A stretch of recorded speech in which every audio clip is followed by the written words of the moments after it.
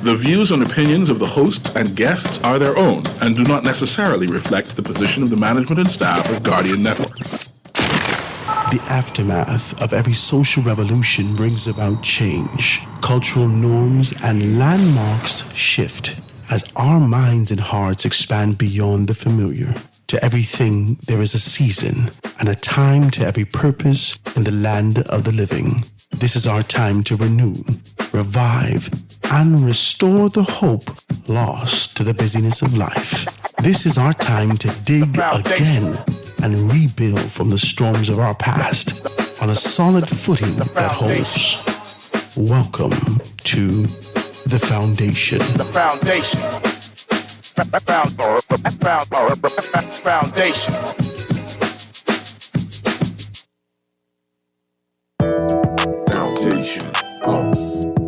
It's the foundation. Foundation. So it's the foundation. Foundation. So it's the foundation. Foundation. So it's the foundation. It's the foundation that's rocking the nation. Howard Grant's the host, Guardian radio station 96.9, 12 to 2 is the time. You can call the show. Station with Howard Grant is brought to you by Alive, Baja Retreat and Spa, Burger King, Commonwealth Bank, the Deposit Insurance Corporation, the Jeff Rogers Basketball Camp, Click, Marco's Pizza, the Ministry of Agriculture and Marine Resources, Rev Bahamas, and Ron's Electric Motors. It's the foundation. Foundation. So it's the foundation. Good afternoon, ladies and gentlemen. 96.9 FM radio, Howard Grant and your company, The Foundation, on this beautiful Thursday, Friday, watch me, I'm wilding out here, it's too much. It's a Friday afternoon, it's a Friday evening. You know what we do, we are warm and easy on our casual Fridays, always being able to do that, but we're going a little bit formal today. I'm excited about this thing. The entire week we've been diving into great conversations and talking to a number of persons with a wealth of knowledge. I mean, I am really taken back, and I'm trying to absorb all I can as it relates to where we are and where we're going. I got to kind of dive right into it and be as quick as possible as we do these particular things. But before I do that, before I introduce you to my guest, my esteemed guest that I'm extremely privileged, I'm really excited to be able to speak with him today. Before I do that, I got to do a couple of things and get these things out of the way so we can be able to get into this conversation. Well, first things first, I want you to make sure that you pick up your Guardian newspaper. All the information's in there. You can see that the National Independent Secretariat supplements on the inside. You can be able to pick that up. Today, on Friday, Monroe says that the police patrols have driven crime down. You got to get me. Let's get through this independent series. I know you're excited about talking about all manner of things, but let's get through this independent series. And before we do all those things, make sure you pick up the stuff like that, because you know that today is also Friday, and we always pay homage to Tiki Hut because it is Tiki Fridays.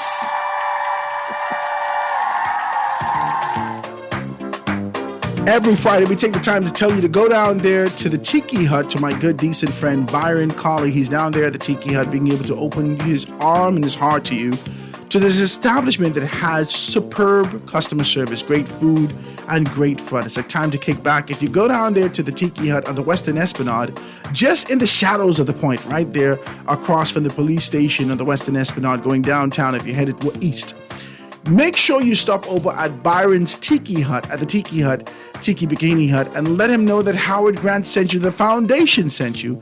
He'd be more than happy to kind of give you a little something extra. You get 30% off all Bahamian drinks. They got a great deal of things going on there. Go down there from 5 to 7, get yourself hors d'oeuvres. It's happy hour. Tiki Fridays with Byron at the Tiki Hut. Ladies and gentlemen, I thank you so very kindly for that. In the spirit of decency, if you want to be able to be a part of that, 827-0111. I am excited today. I am. I truly am. I have a guest, and I don't want to have him waiting any longer because I did everything I can do to rush to get here to really dive deep into this conversation. The top of the week, we started off with a great conversation with Chris Davis, talking about, from a historic perspective, about what the concept and idea of what Unicom meant Caribbean-wide. But there was a different explanation given and a reason for this sort of a birth. We heard that in the second dispensation on Tuesday with Rawson McDonald. Rawson McDonald went into the depth and detail and spoke to the ideas that really emanated, that came out, blossomed from this organization called Unicall. Wednesday, we went even deeper with a brainchild of sorts that actually stood in the foremost standpoint. In 1967, we saw him come into the newspaper. Well, we saw the Guardian newspaper speak more specifically to the Bahamian passion that arose in youth to be able to see something come. And that was Frankie Wilson. Great conversation. It was kind of quick, right? But we're grateful for it. Yesterday, we talked about Arawak X and just being able to talk to us more specifically about the then and the now and the concepts and ideas of getting back to this core of who we are, all leading up to our 50th anniversary on Monday. Today, a conversation I've anticipated from the night that I heard him speak formally, and as his eyes shifted and went to the right into a space of nostalgia as he spoke with fluidity and this sort of a passion that overtook him to talk about the origin, the catalyst, the ideas, the spirit that existed at the time, I had to get him on. And I ran him down and I said, man, listen, I would love for you to be able to sit with me. I'm grateful that he took the opportunity, the time, because, he's a busy man, to be able to sit with me. Ladies and gentlemen, this is a gentleman that you should know. You should know him very well if you've been paying attention to anything nationally. And if you don't know him, today we want to be able to get reacquainted with the passion that exists in him. I want to introduce you to none other than Sean McQueenie, KC. Mr. McQueenie, how you doing, my brother? Thank you, Mr. Grant. Thank you very much for having me, and thank you for that very glowing introduction. Man, you're a good, decent man. I must tell you, the way that you spoke about C.R. Walker is the way that I feel like I see you, right? Even though I know you from a distance, you speak eloquent. You speak eloquent. You're poised. You have this passion that continues to be able to burn in you. Introduce yourself to the Bahamian people and that particular person, many persons who may not necessarily know you at this generation. Let them know who you are and what you've contributed over the course of time. I'm a Bahamian. That's first and foremost for the purposes of today's discussion. I've lived my entire life in the Bahamas. I got involved in public life at a very young age. At the age of 16, I became associated with the organization that you just introduced to your listening audience, Unicom.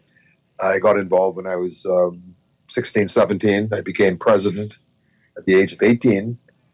And thereafter, I became involved in more conventional mainstream party politics. I was closely associated with the PLP, initially as a member of the National General Council, and then later as national chairman of the party from 1984 until 1989, when I became Attorney General of the Bahamas.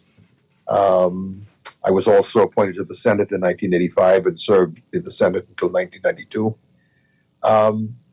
After serving as Attorney General, I returned to private practice. I've been a lawyer now for 44 years, I think it is, and have not been involved in frontline politics since 1992. But I've remained involved behind the scenes, helping to mentor a younger generation of public servants, politicians, and also acting as an unofficial, unpaid advisor. You're very clear about this, unpaid. Very clear. I don't get paid for this. I was very closely associated with Sir Lyndon Pindling when he was Prime Minister, of course, a member of his cabinet, and then later with Perry Christie when he became leader following the stepping down of Sir Lyndon. And then more recently with the current Prime Minister Davis, just offering my advice if and when I'm called upon. I don't believe in intruding myself gratuitously into the public space, but when I'm called upon, I'm always happy to give the benefit of my views on whatever the particular subject may be. Well, I And want to. that's essentially it. I want I'm to. married. Oh, go. Sorry, Ben. Go Married. ahead. I got 3 kids and I got 4 grandchildren. That's about it. You know, I want to be able to lean on these, and you're a good man. You had to be able to be very clear about this. I think all of us married men at one point in our introduction and bio, whatever, if we make no mention of our wives, we may not eat. So That's right. it's important that you do that.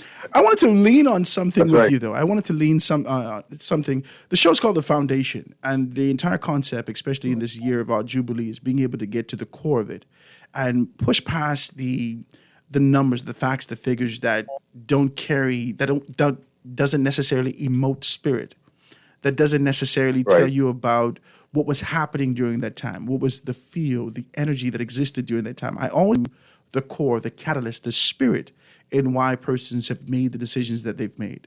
Now, when you started to talk in Sure. your introduction, you started to talk more specifically about being associated, and that's really what we're talking about.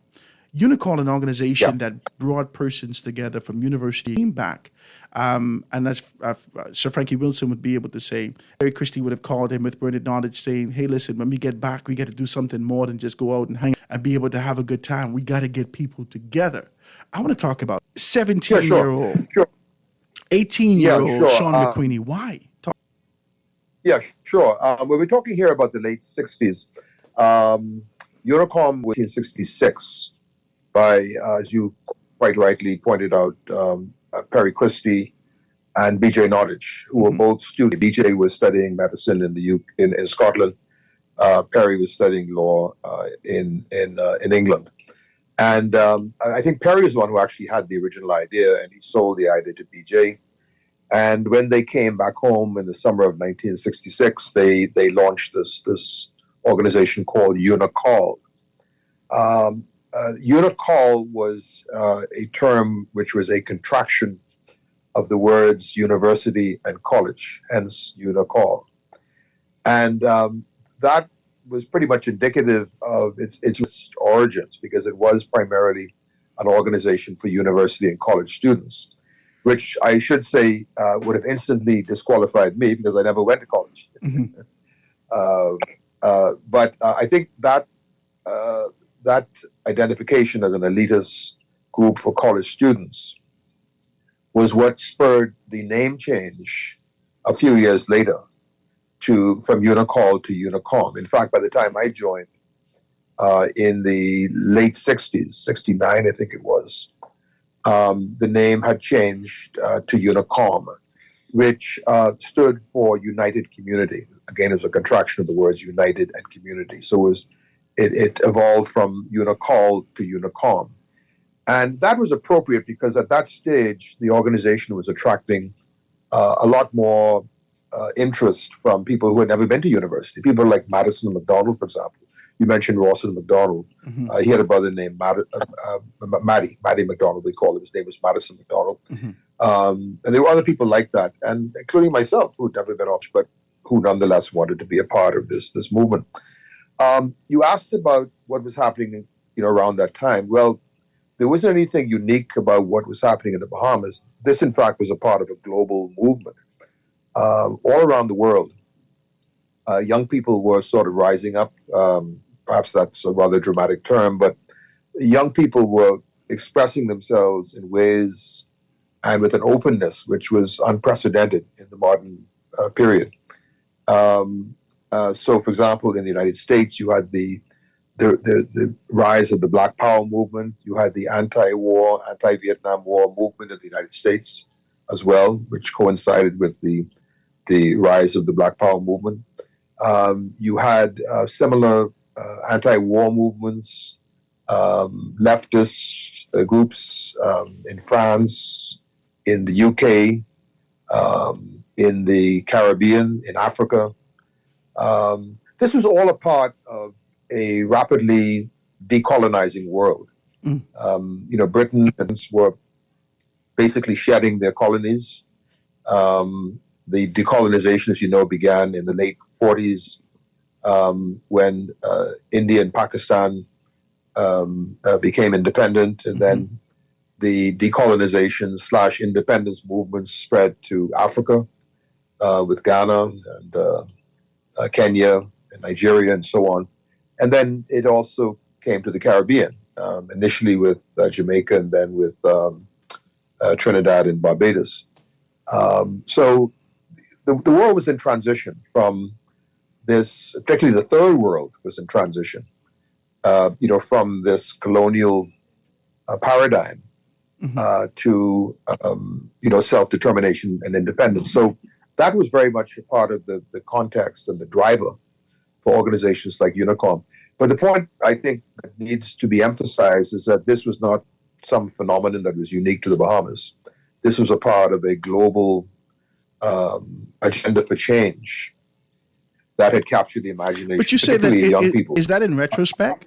Because in the thick of it, in 67, 68, 69, when there was an unction, sort of a push that existed deeper than your spirit, you did what you had to do.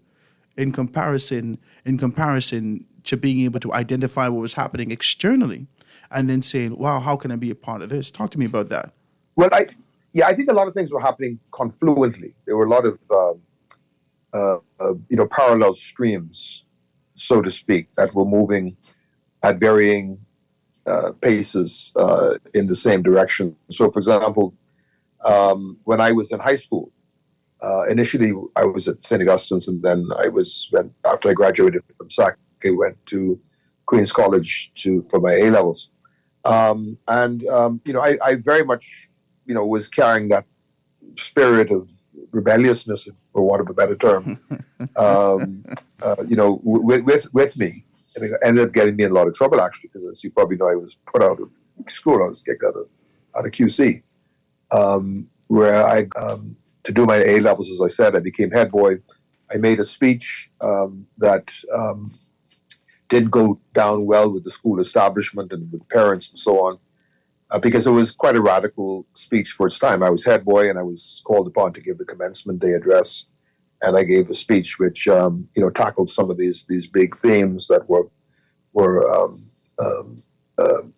bothering me at the time. So you at the namely time, the lack of behavior. At the time, you were consuming global information. So you were taking in the newspaper, you were taking in what was happening, and was able to articulate. Oh, very, very, very much so. But also being affected by local political themes which had risen to the fore. In particular, Bahamianization. Wow. In 1970, when I made my speech, Bahamianization was really the central theme of the new or relatively new PLP government, which by that time had been in power for only 3 years. And my point was that whilst the whole country was moving quite rapidly in this new Bahamianization thing, institutions like Queen's College seemed to be oblivious to it. And so, for example, you continued to have a teaching staff which was almost entirely English. You had a curriculum which, again, was almost entirely This is wild. UK driven. This is which was crazy. Yeah. But, hey, hold on. This so- is the same speech that people identify as the bend or break speech that happened in Grand Bahama with the former Prime Minister Lyndon Pinlett, because it was the exact same They're sentiment. around the same time. Yeah, they're on the same time. But it was the same 1970, sentiment that that's right. actually. I got to take this break, but Mr. McQueen, you got to hold on. Because you're giving me great nuggets. Sure. Ladies and gentlemen, listen, 96.9 FM radio, call someone, let them know that we're hearing from the historians and we're having great conversations. We're out here on the foundation being able to chop this down on a laid-back Friday. I tell you, we got to get a little formal, but we're going to get this information as we march on Bahama land towards our 50th Jubilee. Quick commercial break. Be right back after this.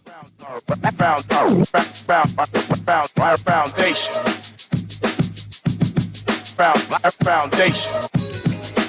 My Gateway has marked a major milestone. Over 100,000 registered users worldwide can now enjoy secure access to over 60 government services online.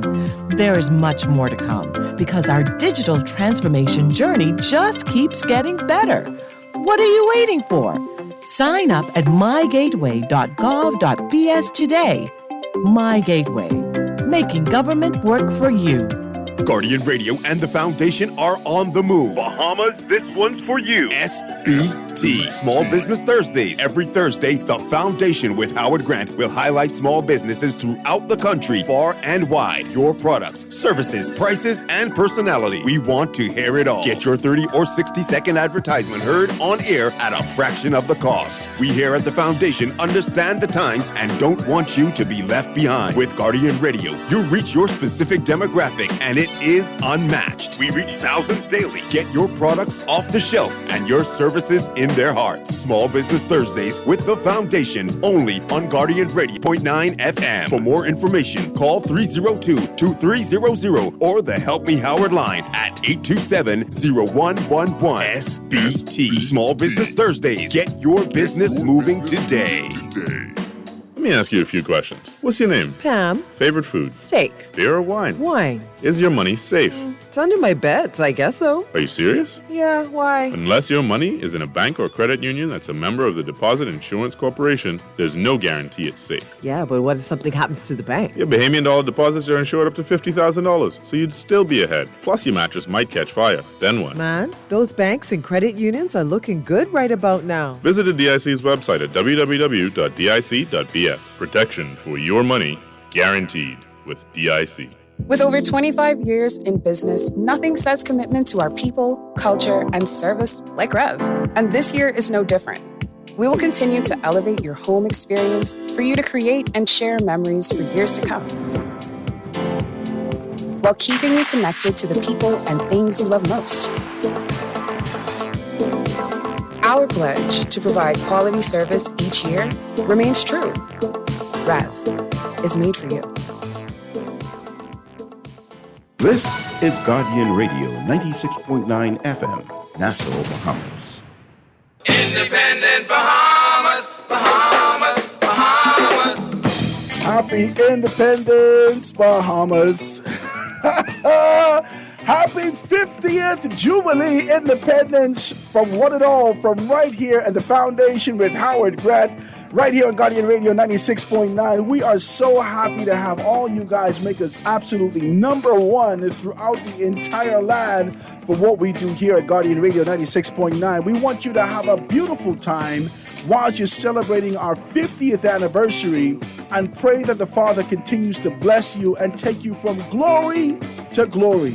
We got a story to tell, and we're going to make significant things happen as we move further into the future.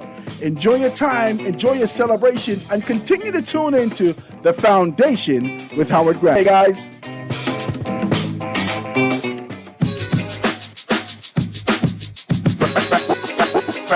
Foundation. Foundation. And we are back, ladies and gentlemen, 96.9 FM radio. Howard Grant and your company, The Foundation, on this beautiful, absolutely gorgeous Friday. Did it rain today? It didn't rain yet. Can we get our cars washed? I don't know. It's a risk we're going to take. But we could try. Listen, man, I kind of set this up for some time, and I'm grateful to do this. If you're just tuning in, we're talking with none other than Sean McQueenie, KC. And he's giving us a rich history of the inception. I thought it necessary to be able to find out the spirit, not just the movements, and identify the names and the individuals who are associated with moving towards independence, but the spirit that was invoked and, that persons tapped into, grabbed hold of, and continue to be able to retain during this time. Right now, 50 years displaced. 53 years, 4 years, 5 years in some cases. Displaced, still have this sort of a burning desire to see things happen in the country. Ladies and gentlemen, like I said to you, I'm talking with none other than Sean McQueenie. We're really being able to go back to the foundation of Unicall and the inception that led up to this independence that we enjoy today. Mr. McQueenie, thank you so kindly for holding and waiting on us, man. I thank you so much for joining in the conversation today. My pleasure. Delighted to be here. So let's touch this now. When we left off, you started to talk about this speech that you did in 1970. I think the Brenda Briggs speech was in 1969. Now, from all accounts and purposes, in listening to you, you are the sort of an avid reader. You're ingesting, you're taking in everything and finding strategic positions to kind of push it out. So persons are viewing you in this manner. 1970, they gave you an opportunity over at Queen's College to speak for the commencement speech, and you stood up there and spoke You got to send me a copy of what you said. Give me some of the highlight, the bullet points of what you put on the table. Yeah, okay. There were three main themes to my speech. And frankly, let me say that I was a bit surprised that it had the extreme reaction that it did. I didn't think at the time that it was really all that radical. And it certainly was not intended to be, unnecessarily disruptive. I realized that what I was saying at the time went against the grain of, conventional thinking at Queen's College at the time, but I didn't think it was going to be something which would engender the kind of reaction that it did. But there were three main themes. One, I spoke about the lack of Bahamianization of the faculty, as I mentioned. The teaching staff was overwhelmingly English and white. I would say that probably 85-90% of the teachers were English. There was really no drive that I could see towards, Bahamianizing the faculty. That was the first point. The second theme was the lack of Bahamianization of the curriculum. I specifically mentioned that, we all knew the length and depth of the Thames River in England, but none of us knew anything about, Bahamian geography, Bahamian history, Bahamian culture. That none of those things were, components of the school curriculum. And I decried that. I said that I thought that a greater push had to be made towards, developing material, homegrown instructional material that could be integrated into the school curriculum. And then the third thing I spoke about was a little different. Queen's College, then as now, as you know, is between the comparatively affluent area of Blair and Village Road on the eastern side, and on the western side is the comparatively underprivileged, economically depressed area that we know generically as Kemp Road. Okay, so Queen's College was smack in the middle of these two extremes, and I said that I thought that the school should be more conscious of its social responsibility to the Kemp Road area, and that it should actually seek to make its athletic facilities available to residents of Kemp Road, the young people who lived in Kemp Road, after school hours. And the reason why I picked on this particular thing is because there was already a controversy brewing over whether the young fellas in the Kemp Road area could come on campus after school was finished to use the basketball court. Okay, and in fact, there were a number of occasions where young guys from Kemp Road had been unceremoniously, shown off of campus and told to get lost, even though the facilities were not being used by the school at the time. School was already out. So anyway, that was sort of the focal point of what I spoke about under that third theme. So those were the three themes, and I realized that things were not going as I thought they might have gone, because when I noticed a couple of parents get up and walk out. Whoa. Hold on. I listened to you. I didn't hear the whole speech. I'm watching you hit two significant points, which is Bahamianization 1 and 2, right? You talked about staff, which is an internal aspect. You talked about curriculum, right? Which was a mental conditioning aspect, right? Reframing. That's right. Okay. And then you went into this sort of social consciousness. And you got me here in the studio in 2023, clutching my pearls. Because you know subconsciously, the parents that sent their children to these particular institutions had a desire for them to be able to amalgamate and align themselves with sort of a global view and act in accordance to this. But you're here in this capacity that you've already elevated now. Internally, you're elevated. You're head boy. And you've taken on this position to look back. You feel like Lord wife to these people. And they want to know why look back, and we have so much in the future for you. Maybe that's why they clutch their pearls and kind of, wag their finger at you. Talk to me about it. Yeah, well, I think, looking at the people who were walking out, they were all, white, old school Bahamians who were walking out. So I guess that part of it was not particularly surprising. There were some things that I had said as a part of this presentation that were a little provocative. For example, I had also made the observation during thought that racial segregation was still rife at Queen's College. Queens College, had rapidly integrated racially in the preceding years. It had gone from a virtually all-white school to a school that was pretty much almost 50-50 racially by the time I got there. But racial segregation was still very much evident on campus. If you look, for example, at the way the groupings for lunch and other social activities on campus, it really reflected the racial divide in the country. And remember, this is 1970 we're talking about. We're only 3 years into majority rule. So it was understandable. Anyway, I know that got quite a rise out of some people. But, looking back, reading it now in the light of where we stand and how we think in, 2023, I'm a bit surprised that these things that I spoke about, which are certainly not radical anymore, which are more or less taken for granted today, the imperative of having a Bahamian curriculum, for example, involving a study of Bahamian history, Bahamian geography, that sort of thing. Those things are pretty much taken for granted today. Similarly, primacy is given to, the hiring of Bahamian teachers, right? Not exclusively, but certainly, the vast majority of teachers in the system today are Bahamians, as indeed should be the case. But those things were not, taken for granted back in 1970. And in fact, you were swimming against the tide when you spoke about these things, as in fact I did speak in 1970. Anyway, the upshot of it all was that I was told when I got back to school on that Monday, I think this took place on a Friday, if I recall correctly, or certainly over the weekend, I was told that I had to recant my speech. Recant your speech? It was a big, the newspapers had gotten a hold of it, and they'd made a big thing of it. And QC, as you know, was a Methodist school, and the Methodist establishment was up in arms over it. Now, the Methodists were not so much blaming me. They were blaming the headmaster, Reverend Neville Stewart. They were saying, this is the kind of person that Reverend Neville Stewart is allowing to run amok on campus, right? Because he was the one who had made me head boy.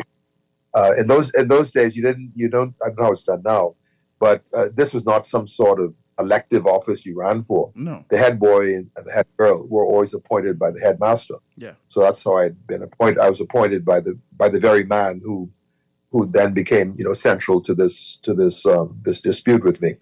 So anyway, he told me that I had to recant my speech, and if I didn't, he didn't see how I was going to be able to stay in the school, because he thought that what I'd said was very unfair. It was mostly untrue, blah blah blah.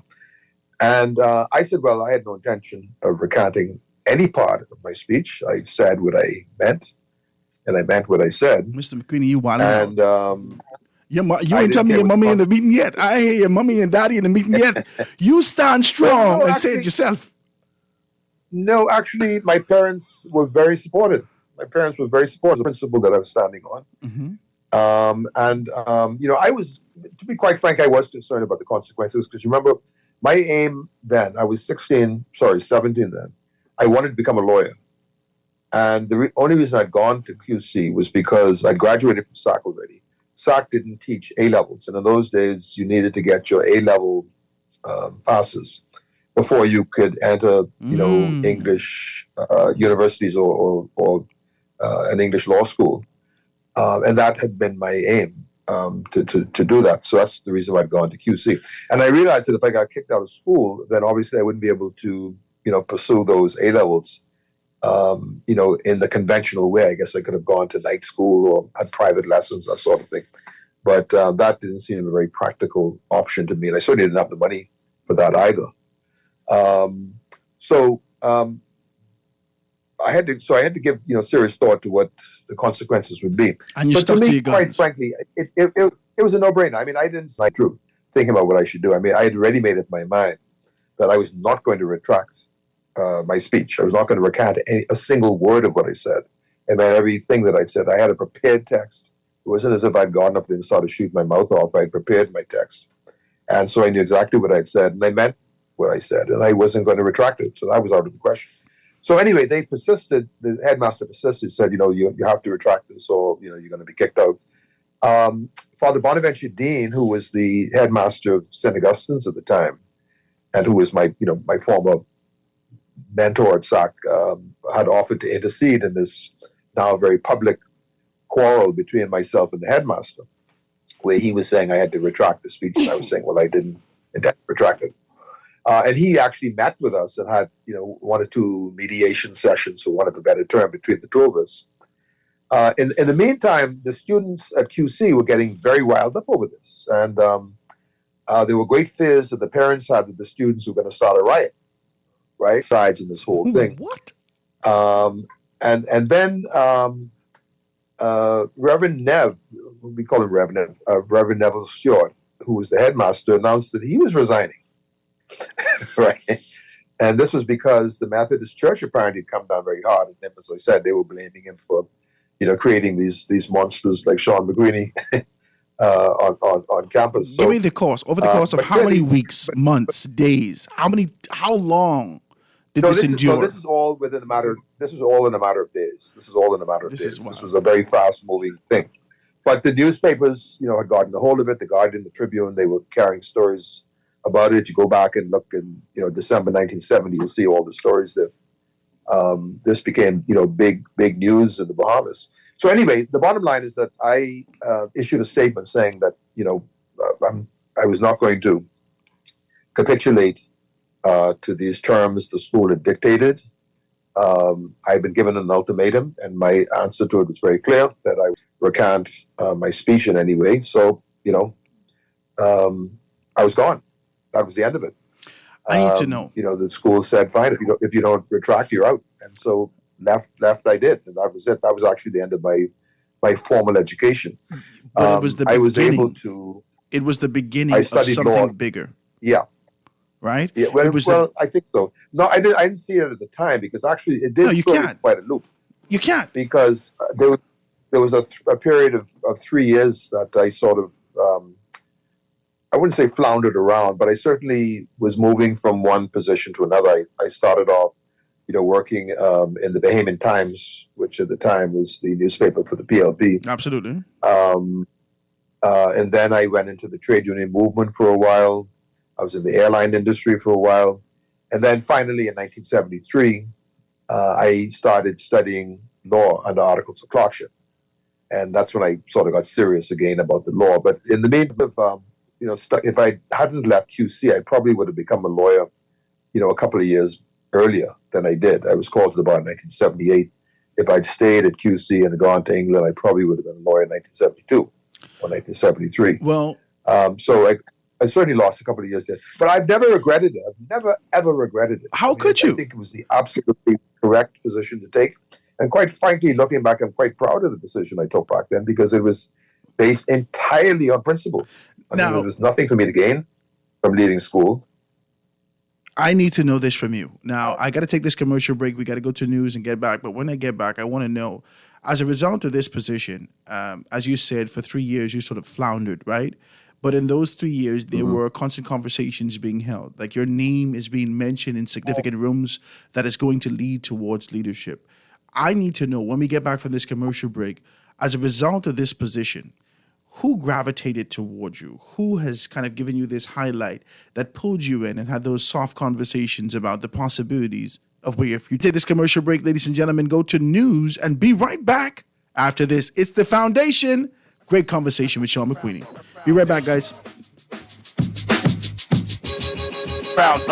Foundation. The foundation. The foundation. Foundation.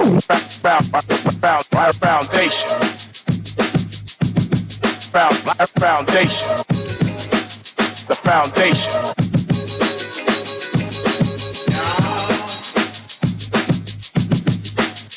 foundation.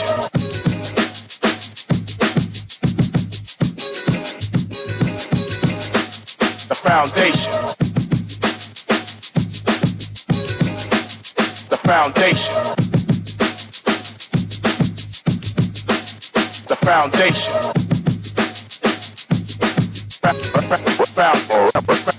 foundation. The foundation. The foundation. Foundation.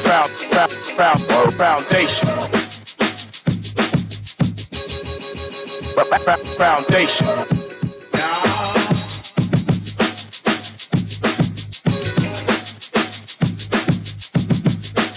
The foundation.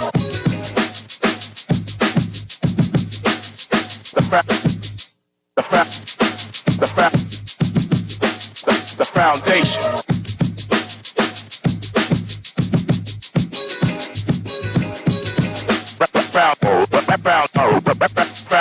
Foundation. Come celebrate Independence the BK way with our new Independence King Combo. Enjoy a flame grilled beef patty topped with savory bacon, arugula, crisp onion rings, and our special tropical sauce on a brioche bun. Served with fries and a drink for a flavor sensation fit to celebrate every year. Top off the Independence celebrations with our new Guava Sundae. Independence King Combo and treats are available for a limited time at Burger King Nassau, where taste is king. Tired of banks forcing you to use technology to bank the way they want you to? Your convenience is important. So no matter what your banking needs, Commonwealth Bank's friendly staff are always available in branch for that personal one-on-one service. But when you choose technology, our online and mobile banking app offers you state-of-the-art functionality. The choice is yours. Commonwealth Bank. Bank the way you want. At Ron's Electric Motors, they repair and rewind all major brands of electric motors, including water pumps, generators, and the generator's back end, welding machines, electric lifts, air compressors, battery chargers, and more. They're equipped to handle up to 850 kilowatts and rewind up to 450 horsepower motors. They're conveniently located on the corner of Wolf and Clarence Roads and are open weekdays 8 a.m. to 5 p.m., Saturdays till noon. They offer 24 hours emergency assistance. You can reach them at 242-3560. Click is proud to be 50. Click is taking the celebration to Charlotte Street, July 7th for an all-Bahamian street party. The Click All-Bahamian Street Party will feature a live performance by Visage, a special Bahamian menu from the chefs at the London, Click beer specials all night, and a late-night Junkanoo rush out. Click's Junkanoo Street Party, July 7th starting at 8 p.m. on Charlotte Street, featuring Visage and a Junkanoo rush out. Click, the beer of the Bahamas, reminds you to drink responsibly. It's a special time and you deserve the best. Come into Baja and let's de-stress. We'll pamper you and make you feel safe. Get you a nice spa day. Come visit us at Baja Retreat Spa on East Bay Street. Contact us at 323-6711 or visit us online at www.baharetreat.com. This is Guardian Radio 96.9 FM, Nassau, Bahamas. Foundation. Foundation. The foundation. The foundation.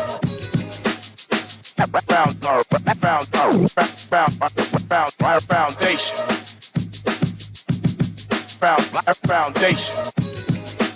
The foundation. And we are back, ladies and gentlemen, 96.9 FM radio. Howard Grant in your company, the foundation, on this beautiful Friday afternoon, out there getting yourself prepared for Independence, Bahamas. Just like a baby borning, right? This is what you're doing, right? You're getting yourself prepared for Independence on Monday, going out to the tattoo, participate in an event, right? Do something, man, to commemorate this time and ensure that what we can obviously see, right? Some of the superficial things that go awry, go contrary to where our desires are. I don't know whether or not we should amplify those. I think we have a responsibility to be able to speak truth and strengthen to our children, the next generation, and say, though we're not where we want, it is your responsibility now to be able to ensure that you pick up this mantle, this baton, and continue to be able to push it forward. And that's what we're doing. The reason we're having this series is to talk about the spirit that existed in young people to change this country. If you're just tuning in, ladies and gentlemen, we're speaking with none other than Sean McQueenie Casey about his sort of a push, the inception of how he got involved nationally towards this growth and development, and how he has been a formidable force consistently and being able to speak truth to power and not taking no for an answer. He's always been able to do that, and I'm grateful for him to be able to sit with us today. Mr. Bequini, I thank you so much for waiting on us. The news kicked back, held back a little while, so forgive us about that. But we're definitely being able to do this, and I want to ask you one question. When we went out, I wanted to ask you one thing. When we left it, I started to ask you about who gravitated toward you as a result of your social defiance and sort of pushback against the modus operandi of the day that says that almost speaking to our children, that a child should know his place, right? But you, in your defiance, in that proverbial salmon mode, going upstream against this particular thing, how and why, who gravitated towards you to say, hey, we like what you're doing? Talk to me about it. Is he still with us? Mr. McQueen, you still with us? You still there? Make sure you don't have your mic on mute or anything's on mute. Look there, I'll text him and see exactly what's what. Right? But it's always important, I'm hoping that I still have him after this time, but it's always important that we can be able to dive into these things during this time. I thought it necessary to do that. And whilst I text him before he gets back on, I thought it necessary to kind of dive into these things, to talk about it. I know you may be indifferent about this. You may be consumed with, I just saw a text that come through and said, there are holes on this particular road. And someone says there's 50 on another. Is this the road to 50? I'm sure that we could consume ourselves with everything that seems to be, pulling us down socially. But I think we collectively have a responsibility to identify the strength that exists in our communities and say, this is what existed. I don't know. I mean, if you're enjoying those things, please give me a text, 422-6742, 422-4796, I'm sorry, 422-4796. I want you to be able to hit that up, 323-6232, 325-4316, 325-4259, anywhere from the family of islands, 242-300. Hold up, let me see if I can get Mr. McQueenie, right? This is him calling. Mr. McQueenie, we're online waiting on you to come back through. Okay, hold up. I'll have my producer look it on. Okay, ring off and call back. Okay, ladies and gentlemen, he's saying that he can hear me clearly. He's answering me. So he's going to ring off and call right back, and we can be able to get these things. But give me a text, guys, 422-4796, and let me know whether or not you were edified this week in having conversation with Rawson McDonald, with Frankie Wilson, with Chris Davies, John Canute II, with Ramming, and now with Sean McQueenie. Is this a series that you're interested in? Did you get anything from this? Are we moving towards those things? And also, before Mr. McQueenie comes back, I want to be able to put this out there, and I'm grateful for this time to do this. If you have a young person that's off in school that is gravitating towards his or her contribution when she gets back, call Howard, 827-0111. Because I have a youth panel next week, and I have two good, decent people that I want to be able to talk to so far. I know that there's a great deal of persons out there, but I don't know these people. I don't know young people. I just don't know them no more. I try to distance myself from my children. I'm just kidding, right? 827-0111. Let me know what your kids are doing so we can be able to get it from there, right? Is he back on with us yet? Mr. McQueenie, you back on with us? Are you back on with us, Mr. McQueenie? Are you back on? Hello? Can you just give us a call? Just give us a call if you can use the telephone. 323-6232.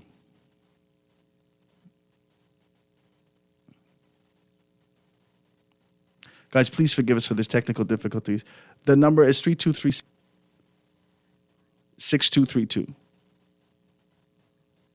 Please forgive us for the technical difficulties, ladies and gentlemen. I got to get this information out there to you and really be able to wrap up this conversation so we could know where we're going from this particular course.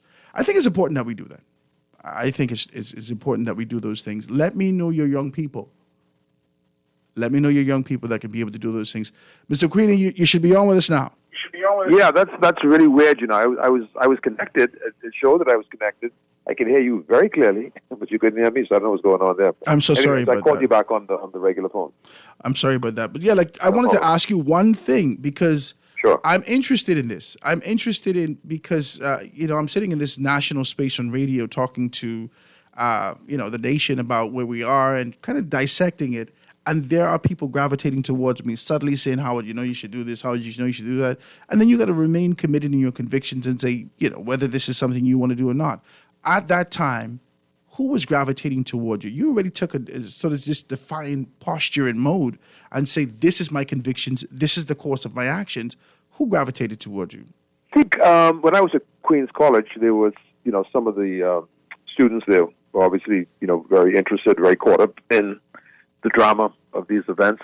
So I always had my crew, with me on campus. As I said, I was head boy, and that I suppose had a certain attractiveness in itself for a number of people.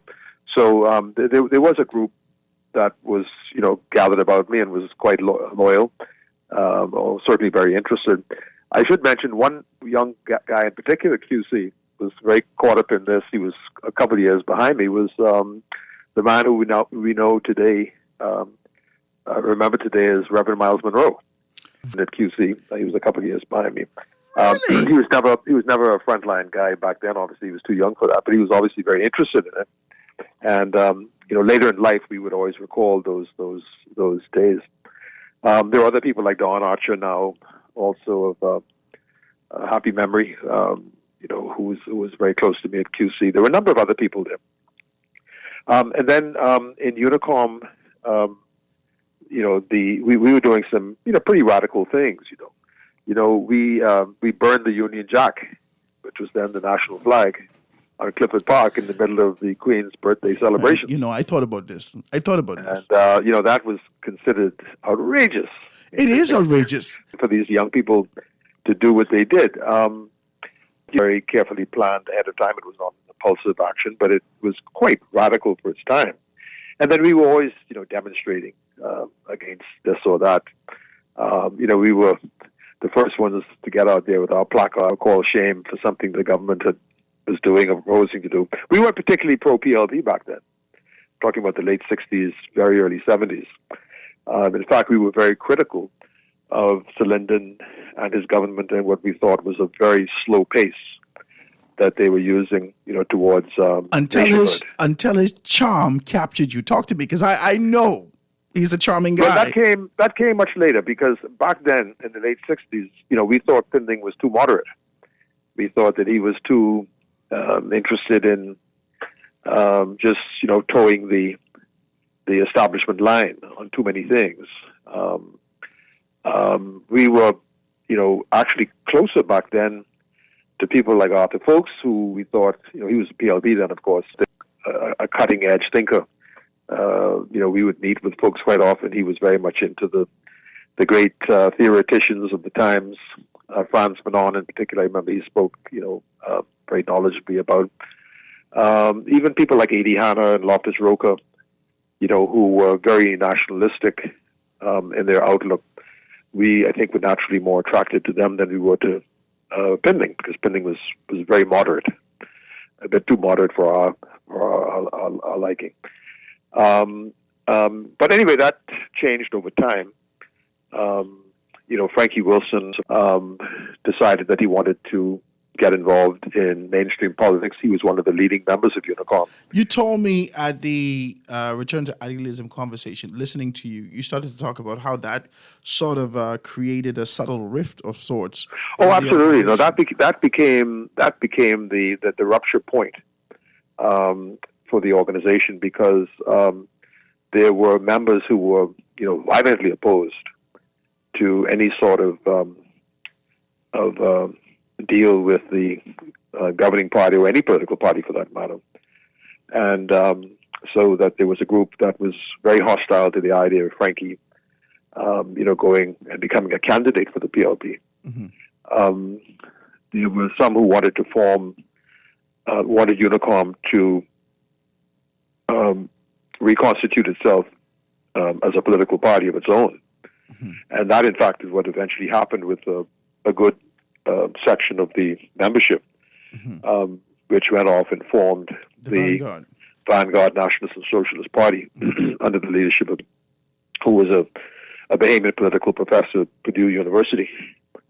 And so that carried off a big chunk of the organization. There were others who followed Frankie into the PLP. There were others, I keep on mentioning Dwight Sawyer as the leading example, who decided they wanted to associate themselves with what was then, I think, the Free PLP, which then morphed into what is now today the Free National Movement. So there were some members who went and did that.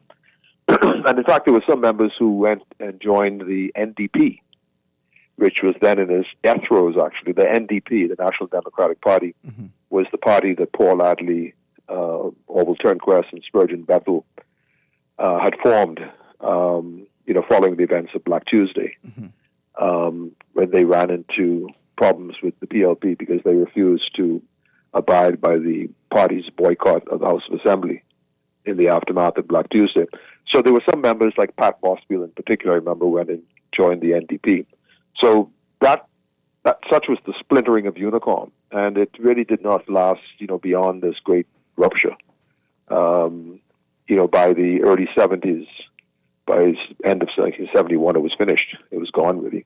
For the most part, all those persons, if not all, many of those persons have found themselves nestled in formal society, being able to contribute significantly over the years. Accountants, doctors, lawyers, so forth and so on, but found their inception, their sort of thrust towards national development, the conversation, the concept, the idea of nationalism. They found it with the organization Unicom.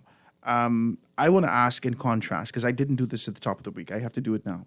I want to ask in contrast whether or not you see if there's room in our society now with this modern thinking, this sort of evolved country, education has gone up and down, continues to be able to fluctuate.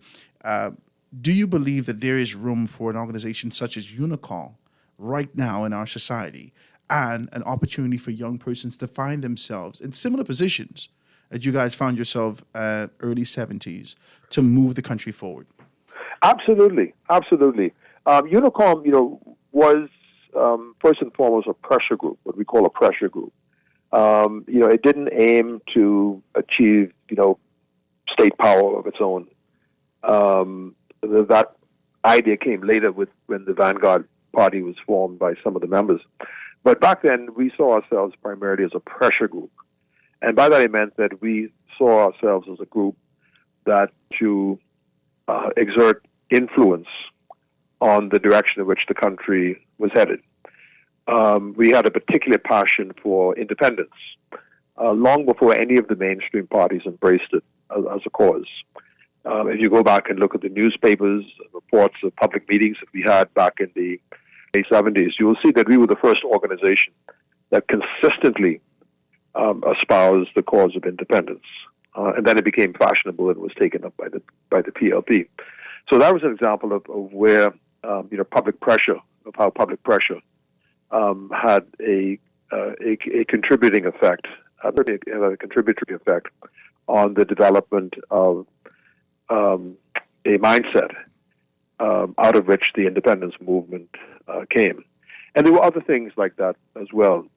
We were a very socially conscious organization. We were calling for the incorporation of ideas that subsequently became important instruments of state policy, like, national insurance, of course, came into being following independence. But if you go back and look at our program from the late 60s, you will see that we were talking about things like national insurance, albeit under a different name, because we were talking about socialized medicine and the need to support, provide unemployment assistance, things like that. But it was very much a case of a group of young people of like mind who had banded themselves out of a sense of common cause in a way that enabled us to have some influence sometimes significant, sometimes not significant, on the development of social and country. I want to touch something with you. You started to talk about how since 1992 you have not necessarily been in frontline politics formally, but you have played a part. And I know that you, in your observation and your posture from your position, you can be able to see some things. And I want to ask you this question, whether or not there is a different mindset that exists. You started to talk about how everyone was on the same course. They had the same spirit, the same idea. They were moving towards an opportunity to be able to see national growth and development. They had a passion for independence, socially conscious organization who were trying to be able to exert significant influence. I'm writing this stuff down. But things are shifting now because we've already seen the template of what you can get after you speak up. So there are many persons in our society now speaking up with their tongue, their mouths being able to speak in one direction, but their hearts attached to an idea of being able to retain power. Talk to me about how do we identify that with discernment to gravitate to one person or another? Well, the point I was making earlier, Howard, is that even though, we were all of the same mind, really, in terms of the broad principles that had bound us together, and in terms of the large goals that we were, wanted to see become a part of the Bahamian reality, things like independence. At the same time, we had quite a bit of variety and divergence within the group as to how those things could best be achieved. And that's why I mentioned that you had this great rupture in 1971, I think it was, when Sir Franklin decided he wanted to go into frontline politics with the PLP. You had others who thought that, yes, it's a good thing for us to get involved in frontline politics, but it shouldn't be the PLP. There was someone who said we should do it with this new group that was developing the Free PLP, which then became the FNN. There were some who thought that we should do it with the NDP. There were some who thought we should do it as our own political party. So the point is that even though there was substantial consensus on the broad goals of the organization and what we thought should be the broad goals of the country, there was quite a bit of divergence within the group as to what was the best means by which those things could be achieved, And so even today, you will find the same sort of dynamic at work. You will find that you can get a number of people together, and they will broadly agree on what sort of society we should be striving to create. But there will be quite a bit of divergence within the group as to how best to go about doing that. And I think that's pretty much a constant,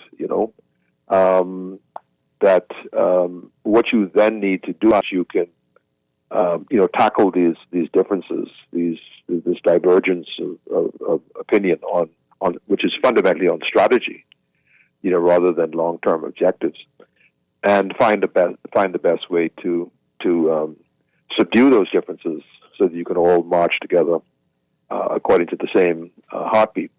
The reality, though, is that it only happens when you have a very strong leader who can. I wanted to touch that. Can bring this about. That's always the key. I wanted to touch that with you. I wanted to talk to you more specifically about that because what we have now in this era and dispensation for those persons who are moving towards leadership nationally, not necessarily politically, but nationally, what we have now is a template, a very clear understanding of what happened in the past.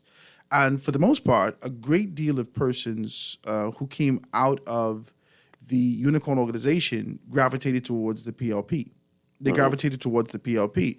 And once you start to speak about, because both you and I think Mike Sawyer, it seems like he's the lone person who moved towards the Free PLP, which eventually became the Free National Movement.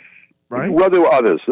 He's just the one I tend to pick on as a prime example. But no, there were others. But I know him from this era, so I can say that okay, so we can see him, right? So because of this template, and we can see exactly what there are organizations, and I care not to be able to speak specifics. There are organizations who had that force, that kind of rally people together, and as soon as we built the momentum to make these national change, came up with these concepts, objectives, and you got so many people kind of in the streets, boom, someone's captured by a political organization, puts on a cap, and they move contrary to the organization's role. Right. There's no fear of being able to get into politics, but these conversations need to be able to happen at the forefront. Hey, what are we going to do? Because there always needs to be a goal. Do you believe that joining the PLP, formally becoming a part from a political organization, that you still contributed with passion and those convictions that you carried from 18, 17 years old into the organization and seeing things happen in the country now?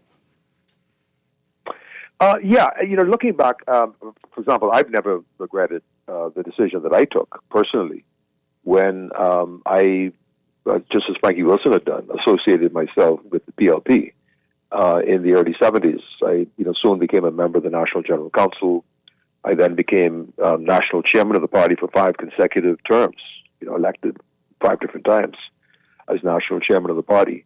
And then subsequent to that, I, became a senator and member of cabinet and so on. I've never regretted that.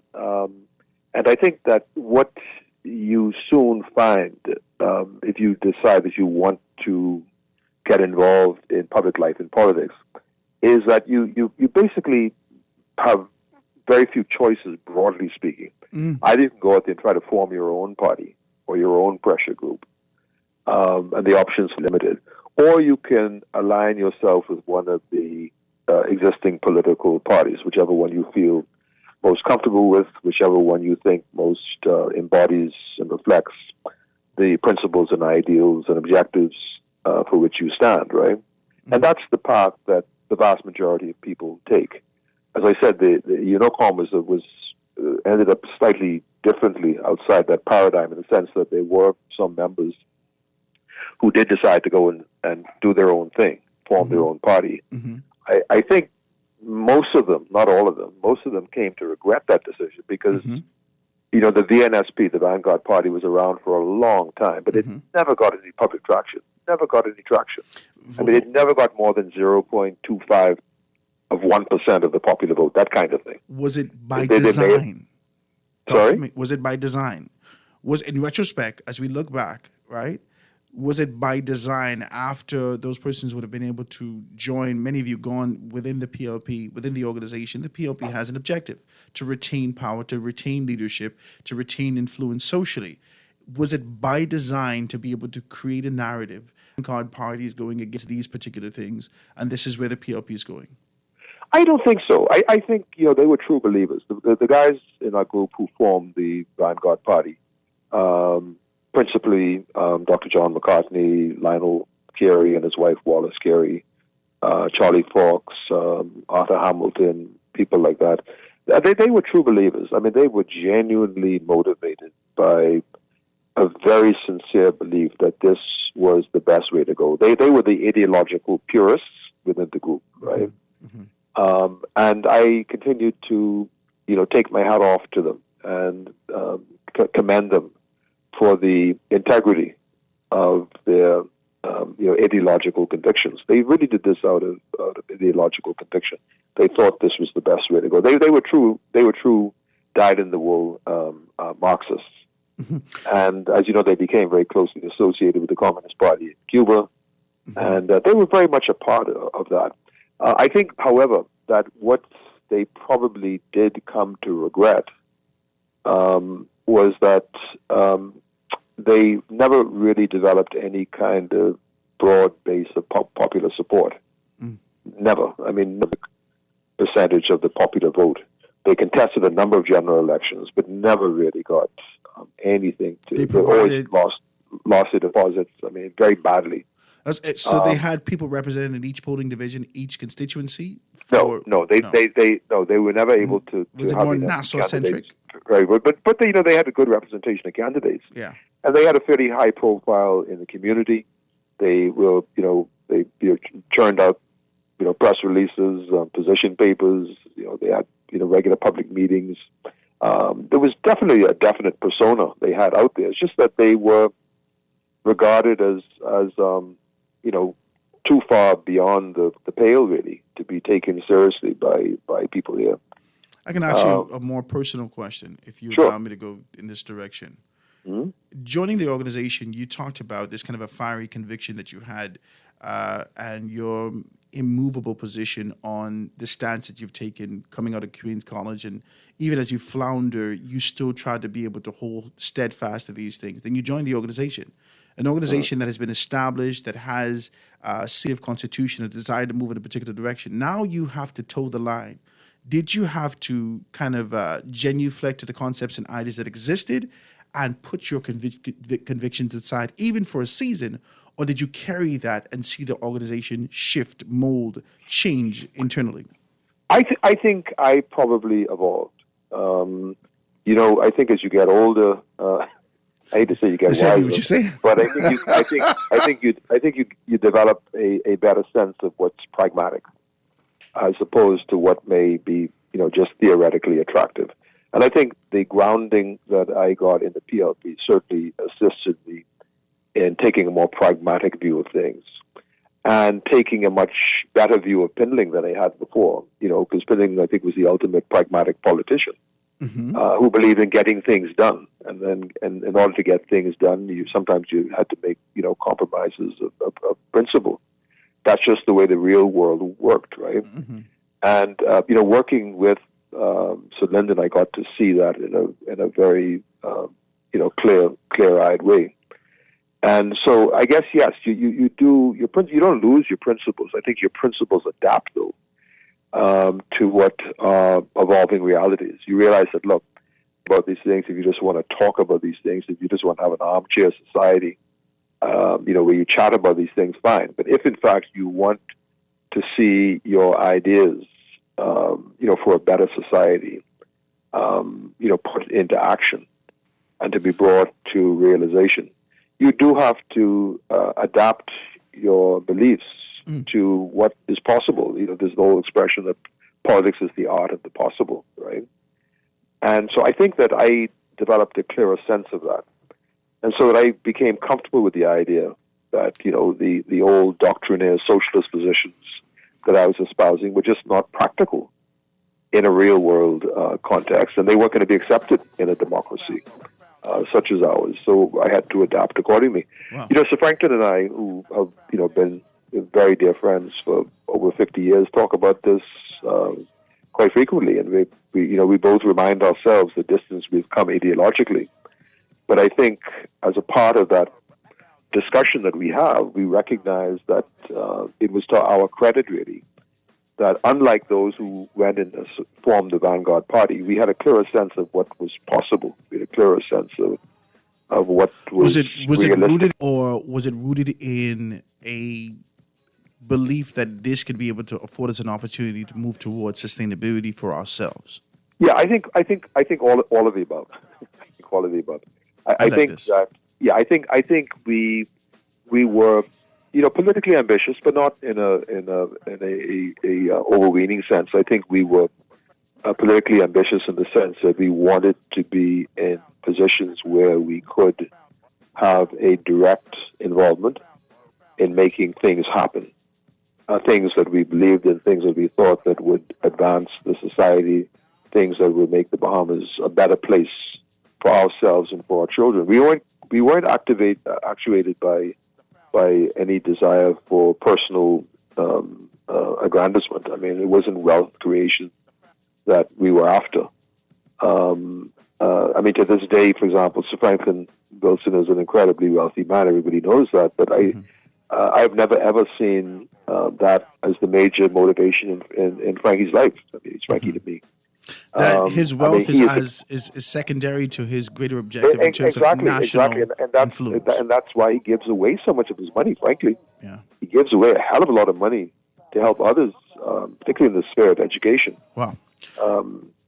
That's not what a person who's just interested in making money for himself doesn't do that. I mean, Sir Franklin has an unprecedented example of personal philanthropy in this country. There's no remotely the kind of I agree with you. Of money that Sir Franklin does to a variety. Based on the stories that I've heard, primarily educational. Based on the stories that I've heard over the past, I want to tell you 2 decades, I want to agree with you. Let me take this quick commercial break. I want to get back to this and talk futuristically. I want to talk about where we go from here. What do you see happening from here? Over the next course of 50 years, what are the strategic things that you need to be able to do collectively? We need to be able to do collectively to get to this country that we talk about, beyond the armchair politics and conversation, into the action. Guys, 96.9 FM radio, Howard Grant and your company, The Foundation. We're going to be right back after this. The Foundation. The Foundation. We'll be back right after this. The Foundation. The Foundation. At Marco's Pizza, try the Pepperoni Magnifico, Sausage Magnifico, or the Ultimate Magnifico Pizzas, starting at $18.50. The new bold Magnifico Pizzas are loaded with your choice of either Old World sausage or pepperoni or sausage, topped with Roma San seasoning, made with Marco's original sauce and 3 cheeses. Order the new Magnifico Pizzas on Marco's Pizza Bahamas app or online. Available for a limited time. What we gonna do right here is go back. Are you ready to party like it's 1973? Like it's time. The 50th Independent Secretariat presents the Golden Soiree, featuring the legendary G-Connection. You get the best of my love. This Saturday, July 8th at the Bahama Resort. Come ready to party in your favorite retro outfit or wear 50 shades of gold. Doors open at 7 p.m. Showtime, 8 p.m. Tickets are $100 and can be purchased at Golden Soiree, mysuncash.com. Are you dreaming of the perfect summer getaway? Apply for a debt consolidation or personal loan to win an airline ticket to Paris, Miami, or New York. Win up to $2,500 in cash and more. For details, call 356-7764 for Nassau, 602-6811 for Freeport, 823-4374 for Abaco.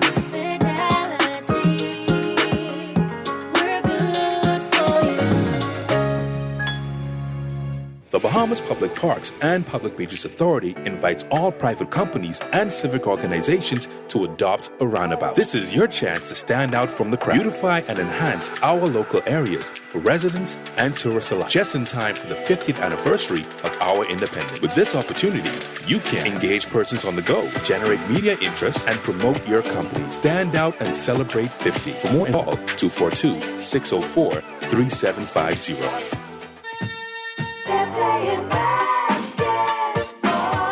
It's back, the 35th annual Jeff Rogers Basketball Camp, July 17th to 28th, inside Kendall Isaacs Gym, 9 a.m. to 1 p.m. For boys and girls 5 through 18. Sign up your child now at South Bahamas Seventh-day Adventist Office, Tony Williams Highway, 9 a.m. to 5 p.m. It's the Jeff Rogers Basketball Camp, July 17th to 28th at Kendall Isaacs Gym, 9 a.m. to 1 by NBA stars, legends, and coaches. The 35th annual Jeff Rogers Basketball Camp, it's back. It's a special time and you deserve the best. Come into Baja and let's de-stress. We'll pamper you and make you feel safe. Get you a nice spa day. Come visit us at Baja Retreat Spa on East Bay Street. Contact us at 323-6711 or visit us online at www.baharetreat.com. This is Guardian Radio 96.9 FM, Nassau, Bahamas. Independence morning is like a baby warning. Forward, upward, onward, together. From 50 to forever. Happy Independence, Bahamas. From Aaron Green, On the Clock, Guardian Radio. Independence morning.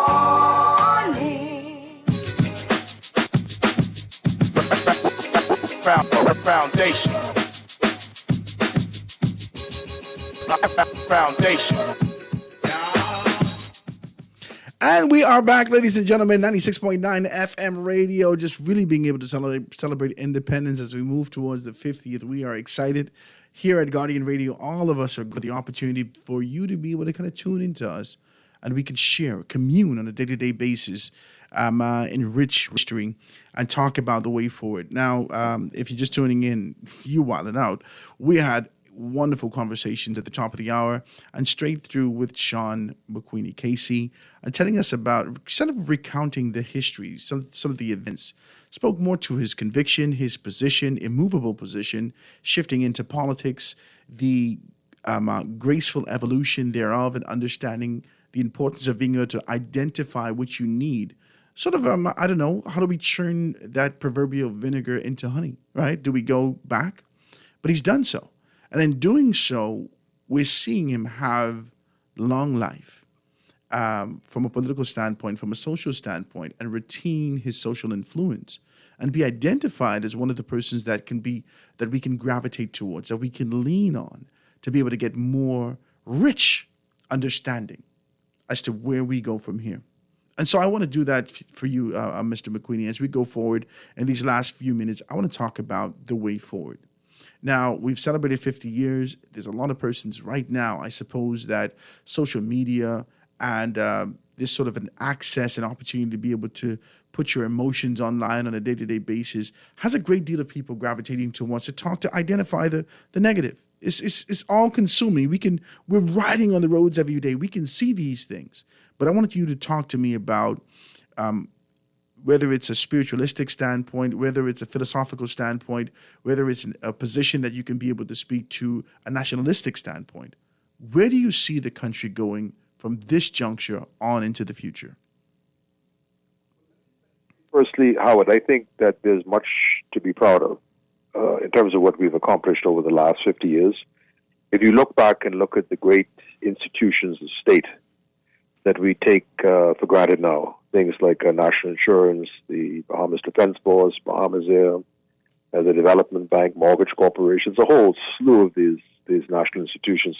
All of these are post-independence creations, right, that we can feel very proud of. The advent of television broadcasting and so on. These are things we can feel very proud of. So we've come a long way.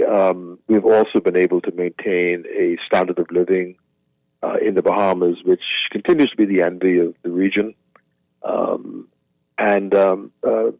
Despite all of the challenges we've had to face and to contend with, challenges to our economic position over the last 50 years, I think we have fared very well considering what we were up against. Mm-hmm. However, it's no time to rest on our laurels because the challenges that confront us now and will continue to confront us over the next 50 years, if you like, are even more daunting, even more challenging for us than those that came before.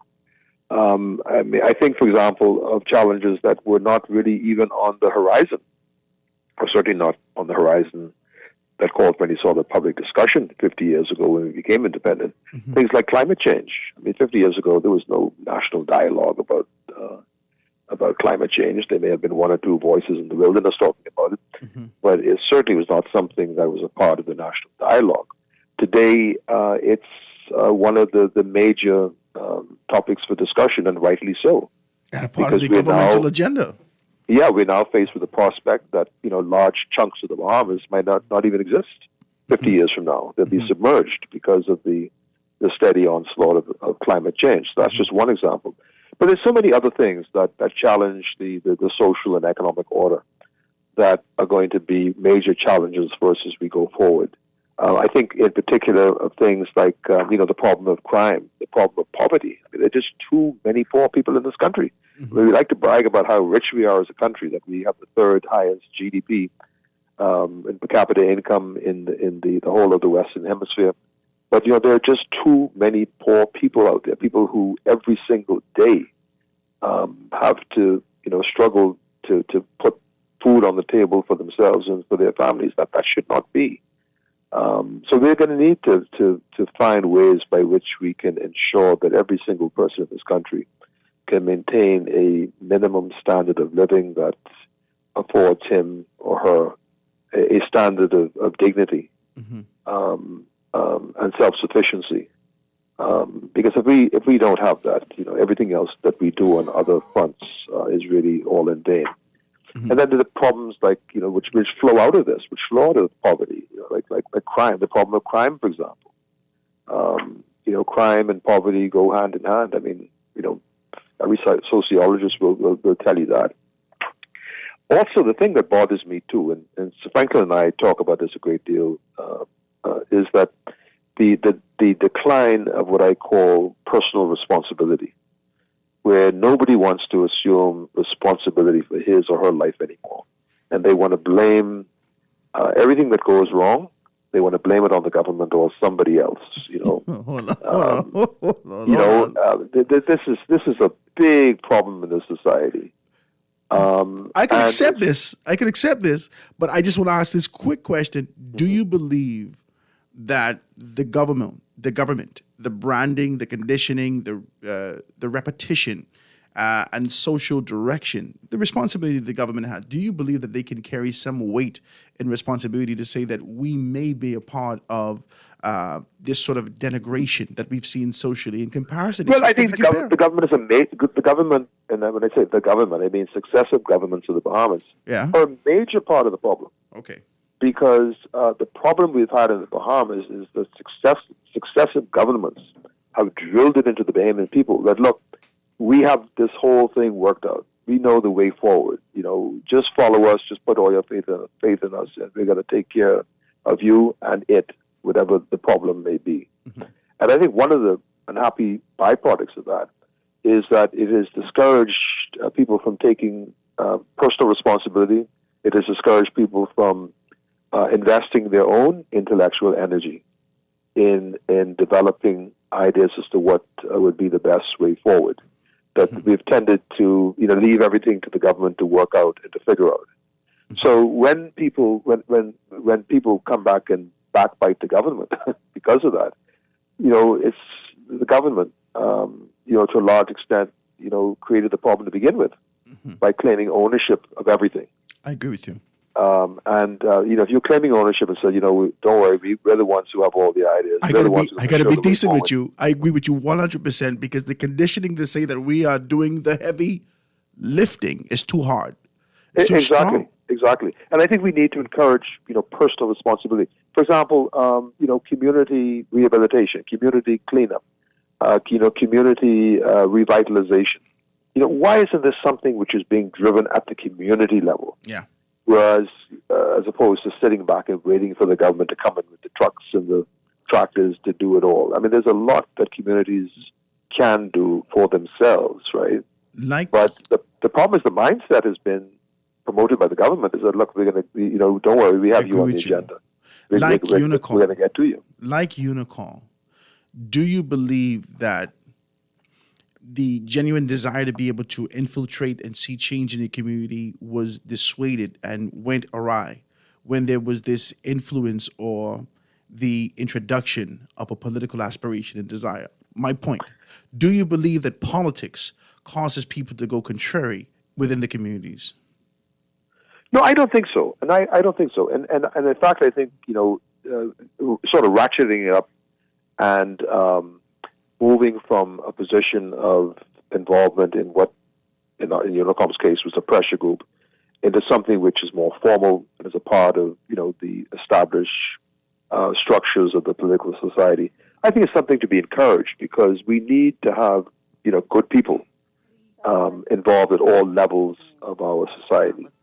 If we're on the outside looking in and we see that the political parties are really attracting substandard people or people who we feel just aren't up to the mark, aren't up to the challenges that we all agree, are besetting us.